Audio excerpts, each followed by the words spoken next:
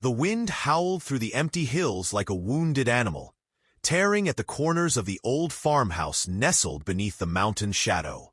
Snow lashed against the windows in blinding flurries, each gust shaking the fragile walls as if trying to tear them down. Inside, 9-year-old Emma Collins lay curled beneath a heavy quilt, her eyes wide open, staring at the cracked ceiling. Sleep had long since abandoned her. It had been nearly a year since her parents' car spun off the ridge road, leaving her in the care of Grandma Rose and a silence too loud to ignore. The farmhouse was full of echoes, of voices that no longer spoke, of laughter that no longer lived there. Then she heard it, faint, distant, almost lost in the roar of the storm. But there, undeniably, a whimper, low, desperate, a cry not from the wind, but from something alive. Emma sat bolt upright, heart hammering. She crossed the cold floor in bare feet and pressed her face to the window. Her breath fogged the glass as she scanned the moonlit snow.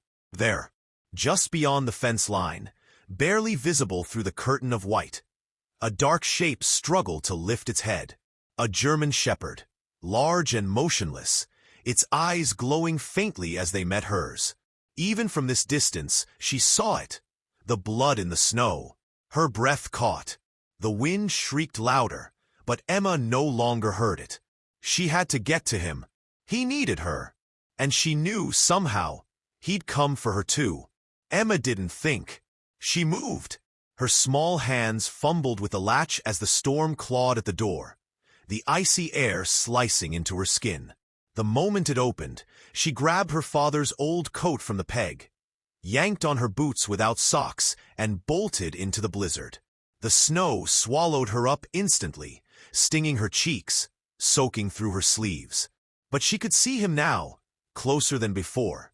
The German shepherd lying crumpled beside the fence, steam rising weakly from his body. "Hey, it's okay," she whispered, dropping to her knees beside him. Her voice was barely audible over the wind. The dog lifted his head, a low groan escaping his throat. Blood matted the fur along his side and stained the snow beneath him. One leg twisted unnaturally, and his breathing was shallow, ragged. Emma shrugged off her coat and laid it gently over his body. He didn't resist, just trembled faintly and watched her with eyes that seemed to recognize something in her. "You're not dying here," she told him, her voice shaking. "Not tonight." With effort that made her muscles burn and her chest ache, Emma wrapped her arms around the dog and pulled. He was heavy, so much heavier than she thought. But somehow, step by step, she dragged him across the yard, back toward the house. Grandma Rose stood at the door, her expression stunned. "Emma Collins, what in heaven?" "He's hurt," Emma gasped. "He needs help." One look at the bleeding creature draped in her granddaughter's coat was enough. Without another word, Rose stepped aside and opened the door wider. Together, they pulled him inside. The storm closed behind them, but something else had just begun. They made a bed for him near the wood stove, layering folded towels and blankets to cradle his battered body. Shadow, that's what Emma decided to call him, because he followed her with his eyes like her own shadow. Barely moved the first night. He drifted in and out of shallow sleep, his breath uneven, his body twitching with pain. Emma never left his side. She read aloud from old storybooks, her voice low and steady even when her hands shook. She dabbed the blood from his coat with warm cloths, mimicking what she had once seen in a veterinary video. When he whimpered, she whispered soft words into his fur. Grandma Rose brought tea, extra towels, and quiet warnings about infection, about not getting too attached. But Emma only nodded, never looking away from Shadow. Days passed in a hush of snow and healing. The swelling in his legs slowly eased. His breathing steadied. One afternoon, as Emma dozed beside him, a cold nose nudged her hand. She opened her eyes to find Shadow looking up at her, his tail tapping faintly against the floor. From then on, he followed her everywhere, limping but determined. He rested his head on her knee while she studied, pressed his side against her at night to keep her warm.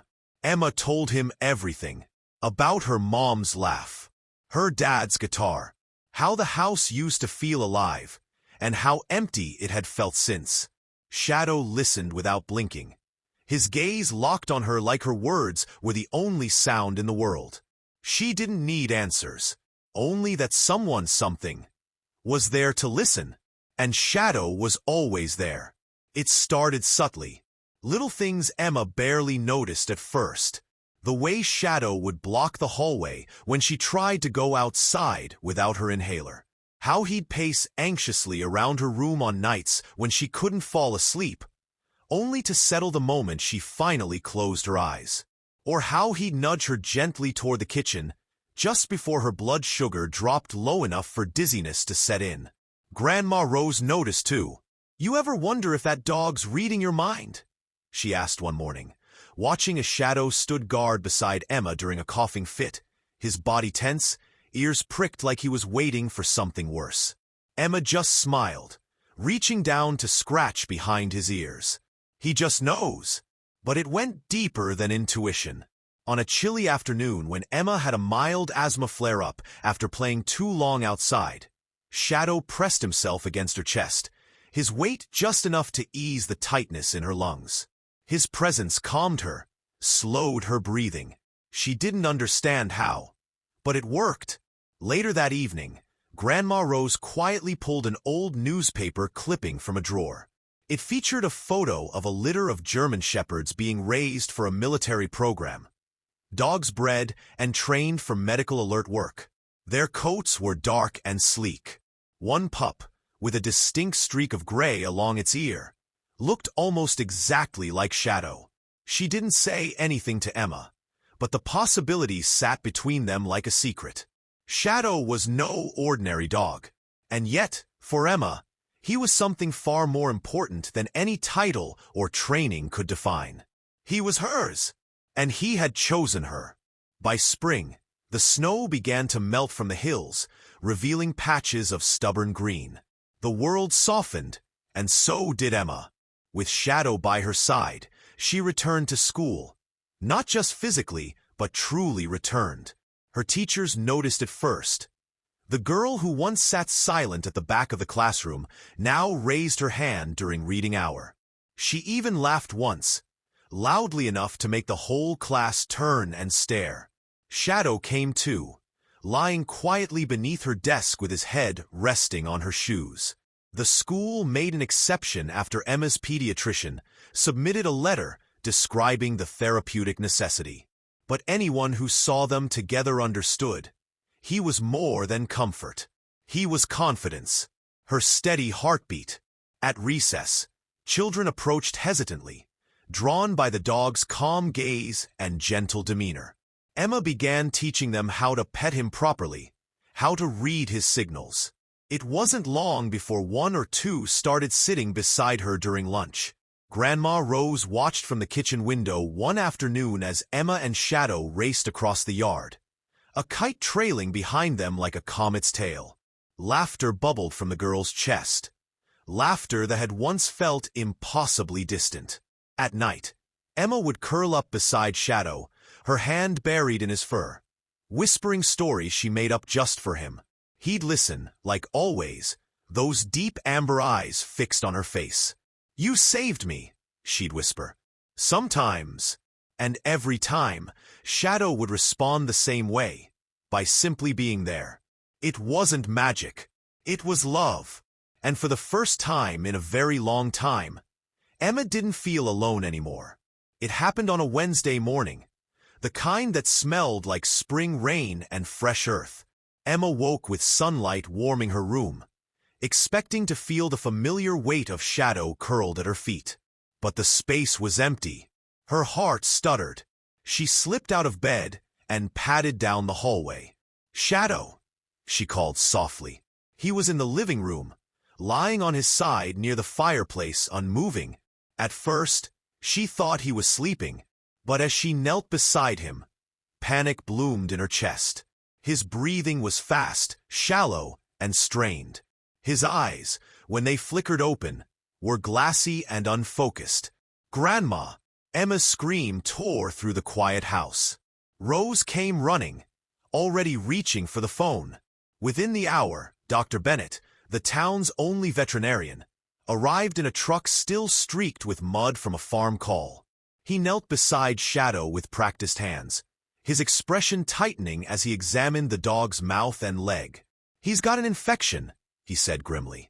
"Bad one. Looks like it started near that old injury. Maybe never fully healed. It spread. Probably sepsis." Emma didn't understand all the words, but she knew enough. "Is he going to die?" she whispered. Dr. Bennett didn't answer right away. Instead, he opened his bag, pulled out antibiotics, and began to work. "We'll do everything we can," he said at last. Emma sat on the floor beside Shadow, her hand on his side, counting each ragged breath like a prayer. The warmth in his fur felt different now. Too hot. Fever hot. The antibiotics fought valiantly, but sepsis was a cruel enemy. She stayed with him that night, wrapped in blankets on the floor, whispering through tears, stories, memories, promises.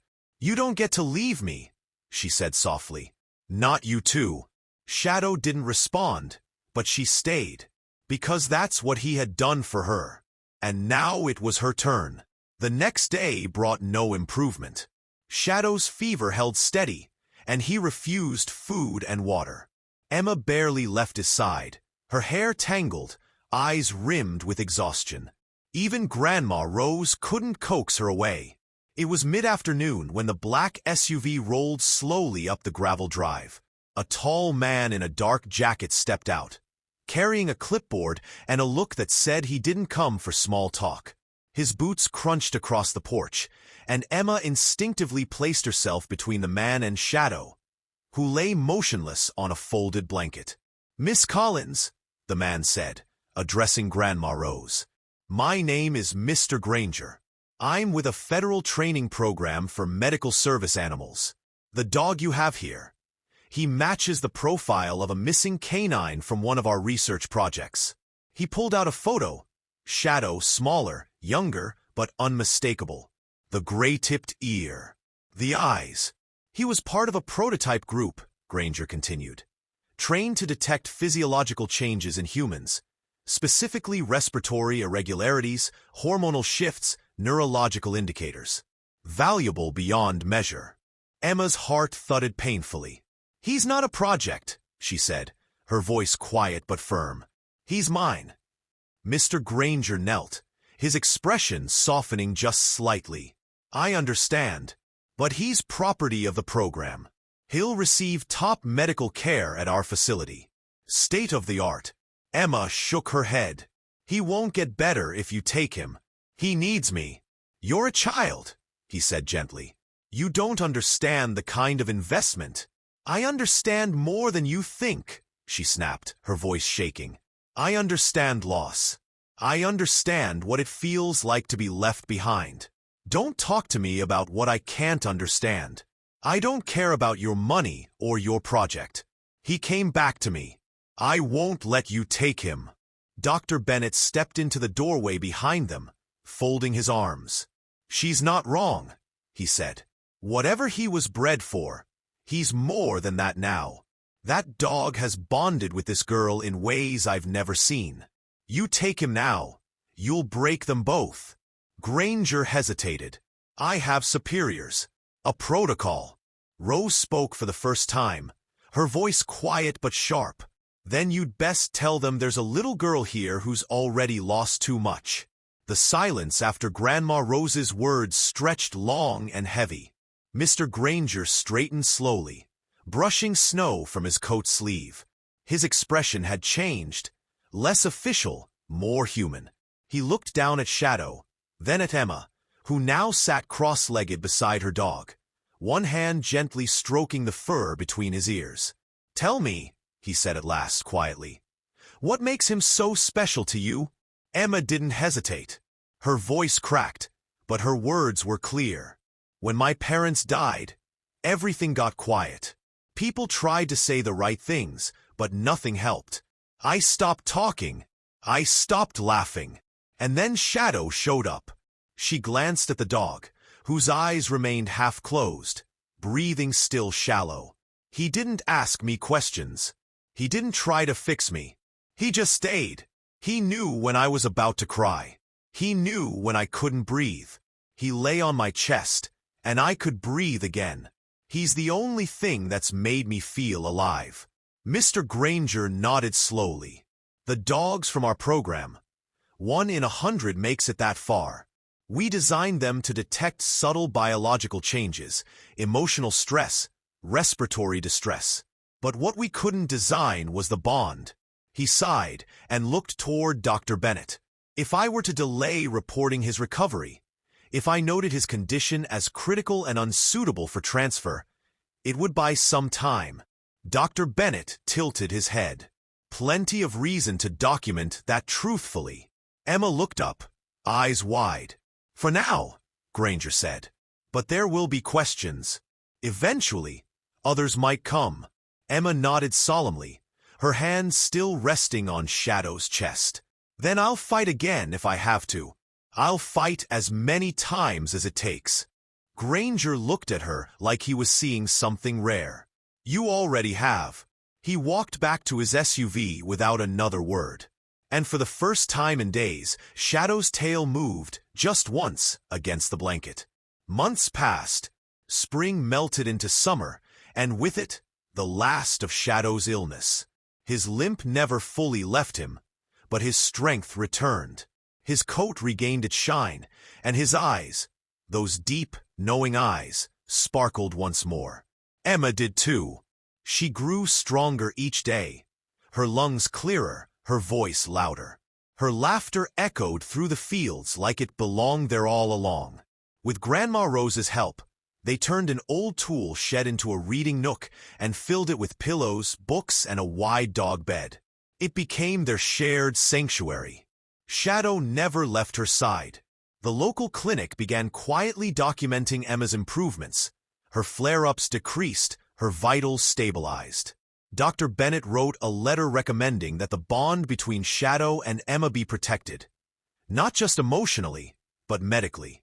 It became part of the case file that would quietly circle through government channels, softening potential challenges before they arrived. One afternoon, Emma sat on the porch steps, a sketchbook in her lap. Shadow lay at her feet, his head resting over her bare toes. She was drawing him again. She'd filled a dozen pages with pictures of him, curled, standing, sleeping, watching. She said she never wanted to forget a single angle. "Hey, boy," she whispered, tapping her pencil against his nose. "Remember that night in the snow when I found you?" Shadow's ears perked slightly. Emma smiled. "You saved me first. Remember? I was just the one who noticed." As the sun dipped behind the hills, casting long shadows over the yard, she leaned back against the porch railing and looked out across the fields. She didn't know what the future held, but she knew this much. Wherever it led, Shadow would be beside her. Because that's what love does. It doesn't ask for anything in return. New chat.